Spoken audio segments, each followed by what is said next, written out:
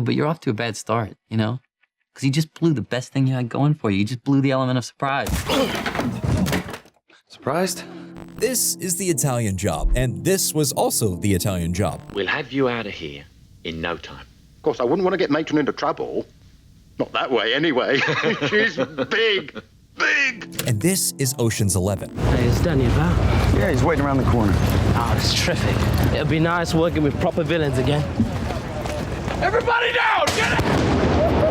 You're probably familiar with this last entry into the crime drama. It's a certified classic at this point. Lovable characters, an intricately crafted plot, and structure that many have mimicked and few have rivaled. And yet, when the 2003 remake of The Italian Job was released into theaters, few people pointed out the glaringly obvious fact that the film was not actually a remake of its 1969 predecessor, but instead a remake of Ocean's 11. I just got out of prison. Really? Why were you in prison? I stole things. The term remake gets passed about almost constantly these days, whether that means a film project that attempts to recapture the magic of something that has come before, or a crew of artists attempting to use the name recognition of a previously existing IP in order to smuggle something interesting into the studio system, depends on the circumstances at hand. Oliver Stone's Scarface, John Carpenter's The Thing, or David Cronenberg's The Fly all come to mind. Sure, there's a version of making a remake that is a plotting shot-for-shot recreation of what's come before, but there's also something more inspired. Zack Snyder's Dawn of the Dead or Michael Mann's Heat. They're films that all have a creative voice at the center of the project and are using the trappings of the genre, story, or film in question to say something highly personal and individualistic. And then there's the case at hand, which is something else. Something that calls into question what even is the idea of a remake, and can that construct be used like a weapon? It calls into mind the ship of Theseus. If you're unfamiliar, it's a philosophical thought experiment asking if a seafaring vessel is in fact the same object if over time all of its parts are replaced. When does the ship stop being the original thing and instead become something new? Where is the dividing point between the old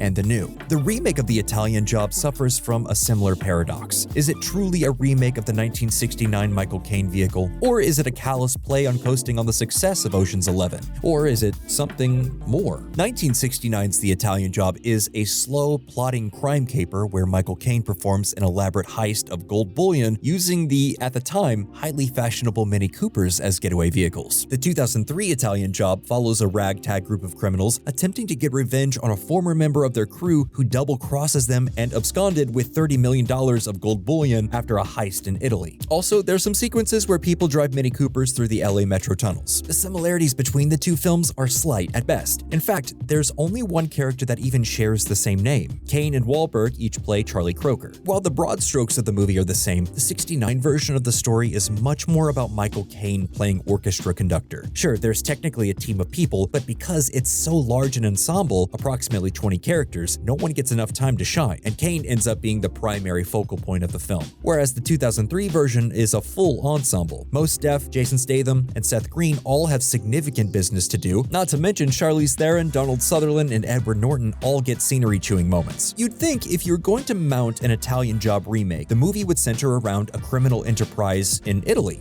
right?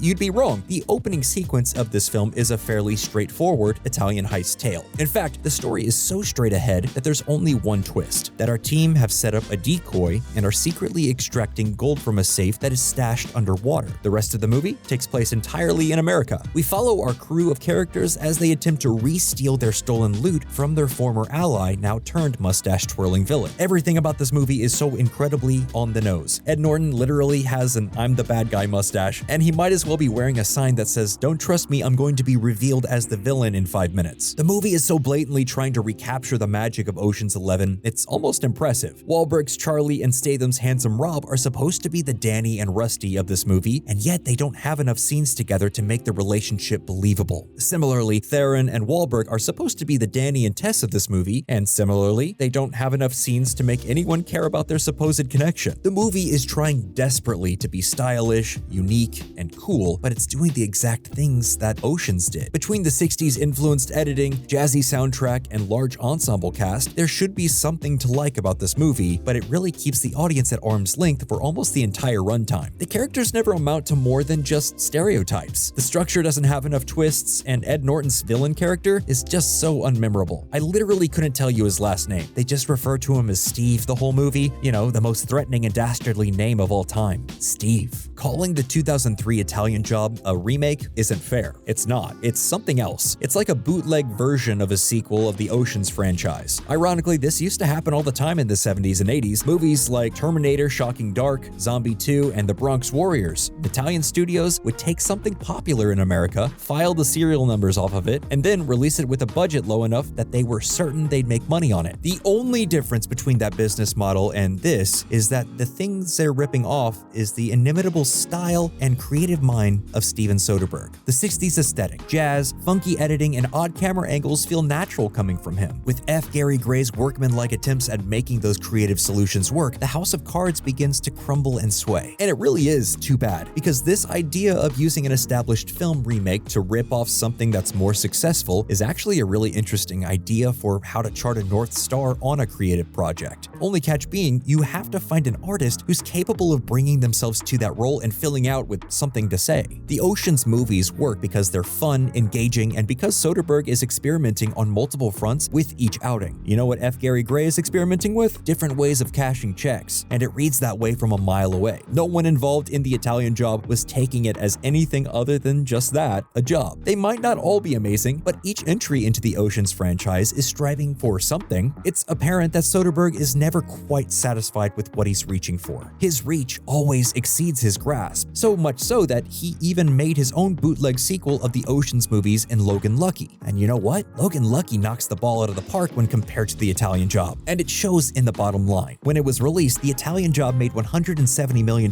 at the global box office, off a budget of $60 million? That's not bad, but it's not gangbusters either. There were purportedly multiple attempts at getting a sequel going, but either the politics at the studio were wrong or the money wasn't there. And here we are 20 years later, and the Brazilian Job has never materialized. In today's landscapes of readaptations, remakes, and reboots, it's almost surprising that more people haven't tried this approach more. Looking through a studio's back catalog, cheering, picking something that's just similar enough to something that's been successful, and then making a bootleg side sequel with their own characters. Battlestar Galactica was basically greenlit off of the momentum of Star Wars alone. Same thing with Star Trek: The Motion Picture. This type of cynicism seems both perennially immovable and always used for the worst type of work, but it doesn't have to be. There's a version of this idea that could have worked. If you had a director with a vision of how to evolve the construct that Soderbergh created, this could have been a really interesting project. And the best part about it is that it's a plan that can be enacted right now. The Minecraft movie was huge. Same with F1 and Jurassic World Rebirth. There's gotta be a video game movie, a car movie, or a movie about monsters on an island sitting somewhere collecting dust that an enterprising young filmmaker could do something interesting with. The bar is exceedingly low here. Jurassic World Rebirth was horrible, but you know what? It made a ton of money. So maybe some cynical development exec somewhere can use that to actually get a green light for something that fills the basic criteria of guys on island fight monster that actually has something to say. This ship of Theseus is ready to set sail. It's ready to be replaced board by board and remake into something unexpected and new. It's tragic that the film business is at a place where this approach to making movies has to be actualized, but it is what it is. Creative people have always had to work around a system that didn't understand a good idea when it hit them in the face. Let's get more of these movies made, even if they're not amazing, and let's use the Italian Job cynicism to make it happen. You know, only this time, let's maybe do it without the journeyman, I'm just punching the clock at the factory mindset of F. Gary Gray, okay? Cool.